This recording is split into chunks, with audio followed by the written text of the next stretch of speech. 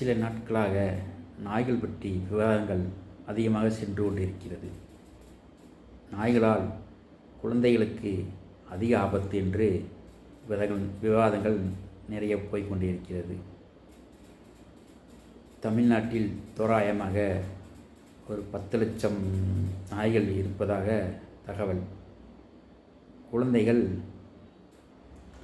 தோராயமாக 17 லட்சம் குழந்தைகள் இருப்பதாக தகவல்.